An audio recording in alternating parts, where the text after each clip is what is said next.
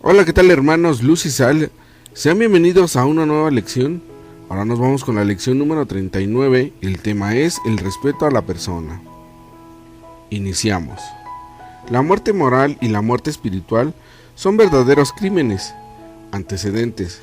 Ya tuvimos oportunidad de la lección anterior de analizar los tremendos estragos que produce en quien lo comete el homicidio o asesinato, sea otro prójimo cualquiera que sea, aún menor a los propios progenitores, hermanos o consanguíneos, y el más abominable de todos los delitos, el aborto.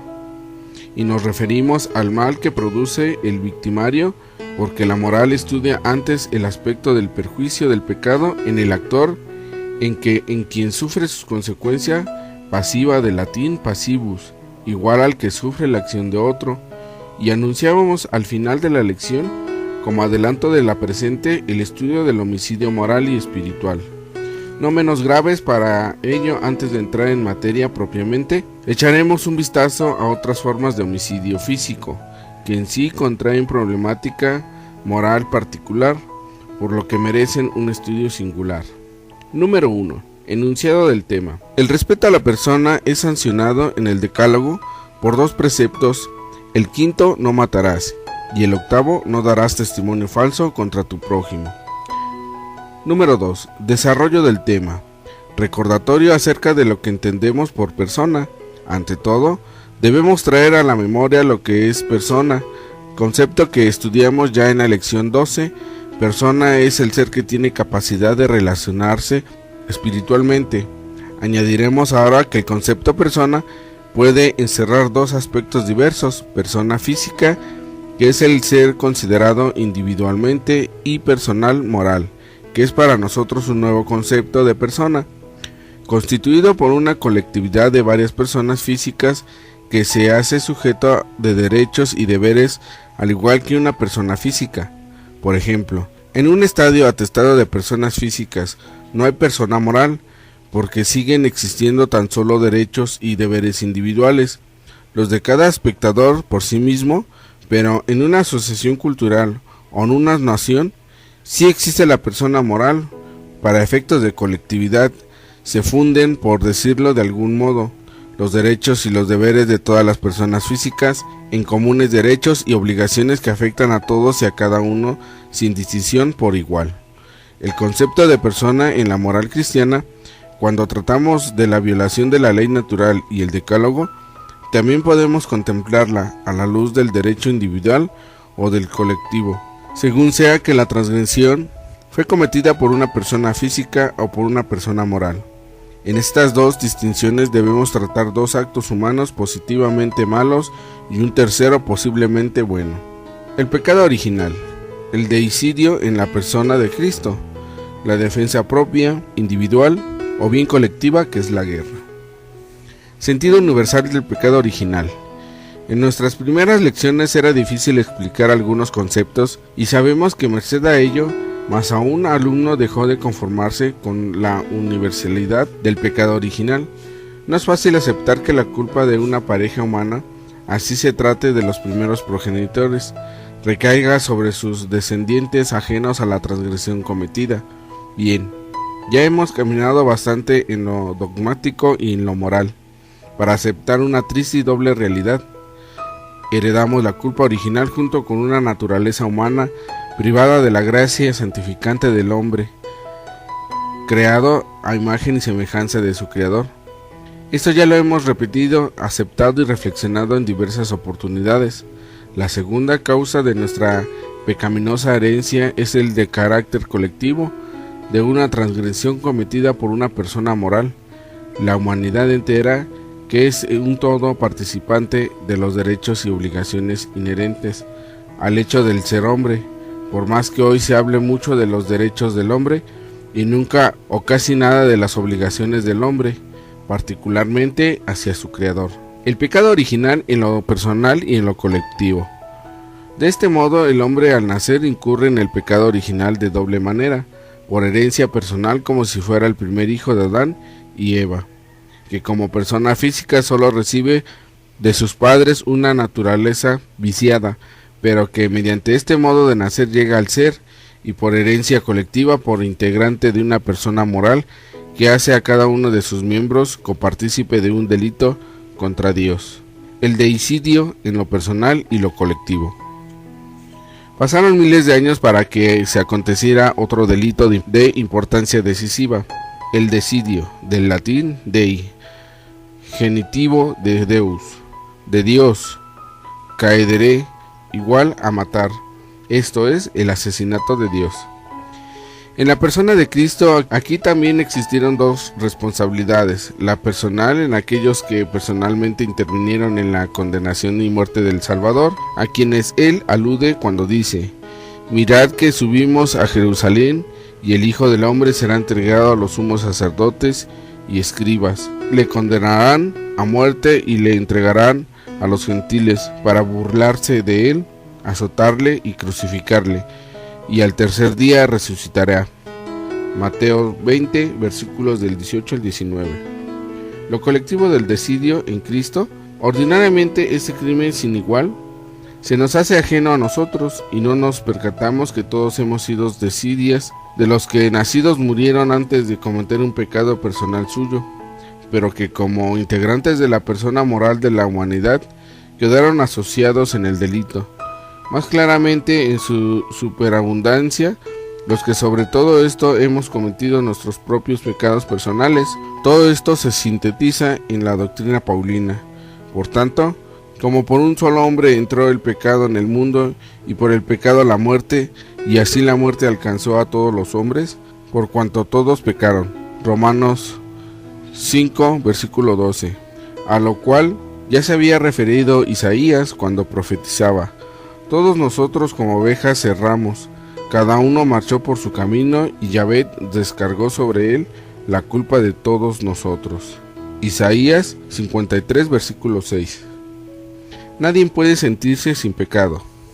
El principio de nuestra regeneración personal está en descubrir esta tremenda verdad, como cuando se escarba quitando la tierra floja, la arena movediza y todo el cieno, el respeto humano, la vanidad y el falso orgullo, para descubrir la firmeza de la roca donde arrancan con los cimientos del edificio de la perfección. La única verdad es que todos hemos estado en pecado y bajo la esclavitud del demonio. Por eso, David con angustia aclama: mira que en culpa ya nací, pecador me concibió mi madre, mas tú amas la verdad en lo único del ser, y en lo secreto me enseñas la sabiduría. Róciame con el hisopo y seré limpio, lávame y quedaré más blanco que la nieve. Salmo 51, versículo del 7 al 9. El derecho a la defensa propia. En este derecho legítimo otorgado por Dios y corresponde al Instituto de Conservación que todos los pueblos y todas las legislaciones aprueban, con tal que se observen los siguientes principios. 1. Que exista verdaderamente amenaza ventajosa del atacante. 2. Que exista temor grave en el que es atacado. 3. Que exista la justicia en el atacado. 4. Que no haya posibilidad de evadir el ataque o de dominarlo. El derecho de defensa nacional, la guerra. La Iglesia enseña que es lícito hacer la guerra bajo ciertas condiciones. Santo Tomás de Aquino y Francisco Suárez resumen todas las condiciones que han de concurrir, no algunas sino en conjunto, para que exista una guerra justa. Inciso 1. Que sea emprendida por la autoridad legítimamente constituida. 2. Que se emprenda para defender o recuperar un derecho cierto y en proporción de la importancia a este gravísimo recurso. 3. Que la injuria no pueda ser reivindicada de otra manera. 4. Que sea realmente el último recurso, después de agotar todos los medios pacíficos. 5. Que el bien que pueda obtenerse sobrepase los males que ocasione el conflicto. 6. Que haya clara y suficiente esperanza del triunfo de la justicia, ya que una causa indefendible será irracional, aunque sea heroica. 7. Que en la victoria se obre con misericordia para el vencido y con medida justa en las reclamaciones y recuperaciones. La muerte moral. Entendemos por muerte moral el daño de desaliento que produce en la práctica del bien la acción de una persona sobre otra, así como la reacción que experimenta ésta ante la difamación, la mentira, la calumnia, el falso testimonio, las ofensas, el juicio temerario y la violación del secreto, prometido o no. Desde luego, en todo esto existe una escala en la gravedad de la materia. 1. Difamación es la publicación de defectos reales o supuestos. 2. Mentira es la expresión hecha de palabra o por cualquier otro medio de expresión de algo contrario a lo que se piensa como verdad. 3. Falso testimonio es expresar con mentira en calidad de testigo. 4. Calumnia es atribuir a alguno con mentira males inexistentes. 5. Ofensa es el ultraje cometido de palabra, de obra contra alguien. 6. Juicio temerario es la presunción sin pruebas suficientes de una falta atribuida a determinada persona, pues así no pasar del acto interno del pensamiento a trascender a la publicación del juicio por medio de actos externos, lo que llamamos murmuración. 8. Violación del secreto es la publicación de algo que es conocido solo por el autor, con posible resultado de difamación u ofensa. La violación del secreto, cuando éste ha sido prometido, reviste una malicia especial, al igual que el secreto profesional. La violación del sigilo originado en el sacramento de la confesión o reconciliación constituye un pecado de sacrilegio, lo mismo para el confesor que para cualquiera que ocasionalmente escuchara. La muerte espiritual, llamada también escándalo, consiste en inducir a otro a pecar, leve o gravemente, por medio del mal consejo, del mal ejemplo o por la presión imprudente o maliciosa hacia las acciones remotas o aún peor, próximas de pecado. Grados de gravedad. El escándalo se da ordinariamente de modo inconsciente, por lo que debemos cuidar nuestras palabras y acciones para que lo que es sano por sí mismo no sea motivo de escándalo para otros mal cimentados en su fe, esperanza y caridad. Pero en ocasiones el escándalo parte de una determinación consistente de inducir al mal, lo que constituye una falta gravísima, sobre todo en aquellos constituidos en autoridad intelectual, moral, cívica o religiosa, como el maestro, el psicólogo, el gobernante o el sacerdote, todos los cuales habrán de dar cuenta un día de la manera como dirigieron a los que les fueron encomendados para ser dirigidos, o que se pusieran en sus manos en busca de asesoramiento y guía. Obligación del que ha escandalizado. El escandalizador ha reparar en sus posibilidades el daño ocasionado con actos positivos de aplicación de su proceder, reconocimiento de acción incorrecta, falsedad en lo señalado y desviación en lo aconsejado. El escándalo pasivo. Llámese así al escándalo que obtiene un alma que toma maliciosamente la enseñanza del mal que otro imparte. En tal caso, la falta solo es atribuible al escandalizado, ya que en realidad no llegó a haber escandalizador, pero esto debe poner sobre aviso a quienes exponen materias de conciencia difíciles, a fin de evitar que su intención pasiva resulte negativa para alguno. Cristo ante el escándalo. El Señor Jesús tuvo para los escandalosos sentencias de condenación grave. Ay del mundo por los escandalosos, esforzosos, ciertamente que vengan escándalos, pero hay de aquel hombre por quien el escándalo viene. Mateo 18, versículo 7. El escándalo de los niños. Particularmente es grave el escándalo cuando los niños son víctimas. Oigamos al Divino Maestro al respecto. En aquel momento se acercaron a Jesús los discípulos y le dijeron: ¿Quién es? Pues el mayor es el reino de los cielos. Él llamó a un niño, le puso en medio de ellos y dijo: Yo os aseguro, si no cambiáis y os hacéis como niños, no entraréis en el reino de los cielos. Así pues, quien se haga pequeño como este niño, ese es el mayor en el reino de los cielos. Y el que reciba a un niño como este en mi nombre, a mí me recibe. Pero al que escandalice a uno de estos pequeños y cree en mí, que le cuelguen al cuello una de esas piedras de molino que mueven los asnos, y la hundan en lo profundo del mar. Mateo 18, versículos 1 al 6. Una forma de escándalo que, a modo de presión pecaminosa, con producto de escrúpulo, ejercieron los dirigentes del pueblo judío sobre la gente sencilla, fue la de inventar y sobrecargarles obligaciones, unas veces civiles y otras de urbanidad, hasta el tipo religioso de su invención, con amenaza de faltar a la ley de Moisés. Cristo vino a descargar al pueblo de la pesada carga, haciendo ver que lo esencial está en la vida interior, no en lo exterior al hombre. Oíd y entended. No es lo que entra en la boca lo que contamina al hombre, sino lo que sale de la boca. Eso es lo que contamina al hombre. Entonces se acercan los discípulos y le dicen: ¿sabes que los fariseos se han escandalizado al oír tu palabra? Él les respondió: toda planta que no haya plantado mi Padre Celestial será arrancada de raíz. Dejadlos, son ciegos que guían a ciegos. Si un ciego guía a otro ciego, los dos caerán en el hoyo. Tomando Pedro la palabra, le dijo: explícanos la parábola. Él dijo también: vosotros estáis todavía sin inteligencia. ¿No comprendéis que todo lo que entra en la boca pasa al vientre y luego se echa al excusado? En cambio, lo que sale de la boca viene de dentro del corazón, y eso es lo que contamina al hombre. Porque del corazón salen las intenciones malas, asesinatos, adulterios, fornicaciones, robos, falsos testimonios, injurias. Eso es lo que contamina al hombre. ¿Qué es el comer sin lavarse las manos? ¿No contamina al hombre? Cristo detesta a los que sobrecargan. Cristo condenó al falso dirigente que hace pesada la religión y la vida recta. Por ello el apóstol ha de medir en su exacta dimensión los preceptos y atender a las circunstancias atenuantes.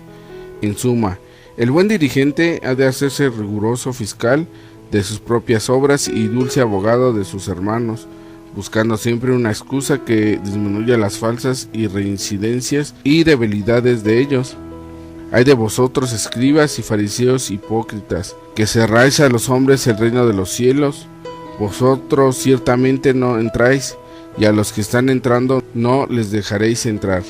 Hay de vosotros, escribas y fariseos hipócritas, que recorréis mar y tierra para hacer un proselito, y cuando llega a hacerlo, le haces hijo de condenación el doble de vosotros. Mateo 23, versículo 11 al 15. Hay también de vosotros los legistas, que imponéis a los hombres cargas intolerables, y vosotros no las tocáis ni con uno de vuestros dedos. Lucas 11, versículo 46. La dulzura con los pecadores. Frente al mal que ocasiona la muerte moral, frente al mal que ocasionan la muerte moral y la muerte espiritual de quienes dejan sin oportunidad de regeneración a sus hermanos, o se la hacen difícil y pesada, viene Jesús a alentarles con frases de bondad infinita y a invitarles a intentarlo una y otra vez hasta conseguirlo del todo. Venid a mí todos los que estáis fatigados y sobrecargados, y yo os daré descanso. Tomad sobre vosotros mi yugo y aprended de mí, que soy manso y humilde de corazón, y hallaréis descanso para vuestras almas, porque mi yugo es suave y mi carga ligera. Mateo 11, versículo 28 al 30. La colaboración en el mal. Para terminar esta lección, debemos añadir que el director intelectual de un acto delictuoso, cualquiera que éste sea, es tanto más culpable que el actor de él, ya que la premeditación, alevosía y ventaja llegan a salvaguardar la del castigo que merece como actor a larga distancia y desde las sombras del anonimato, o la disculpa de la ausencia del lugar del delito. He aquí lo que dice Cristo por esto a Pilato en una referencia a los dirigentes de Israel. Dícele Pilato: ¿a mí no me hablas? ¿No sabes que yo tengo poder para soltar y poder para crucificarte? Respondió Jesús: ¿no tendrías contra mí ningún poder si no se te hubiera dado de arriba? Por eso, el que me ha entregado a ti tiene mayor pecado. Juan 19, versículos 10 al 11. Conclusión. Los mandamientos quinto y octavo disponen no hacer daño al prójimo ni física, ni intelectual, ni espiritualmente, directa o indirectamente, por sí o por intermediarios. Resumiendo, En toda responsabilidad debe tomarse en consideración la existencia de las personas físicas y morales. El pecado original y la muerte de Cristo tuvieron como actores a los hombres y a las colectividades, personas físicas y morales. Por ello, la humanidad entera comparte el pecado original de homicidio cometido en la persona de Cristo. El hombre y la nación tienen derecho a la justa defensa. La muerte moral desalienta al hombre en su marcha hacia el bien. La muerte espiritual hace romper con el bien e inclinarse al mal.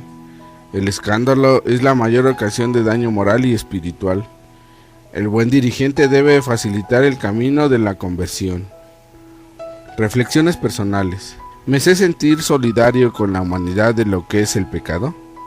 ¿Acostumbro a meditar sobre la pasión y muerte de Cristo?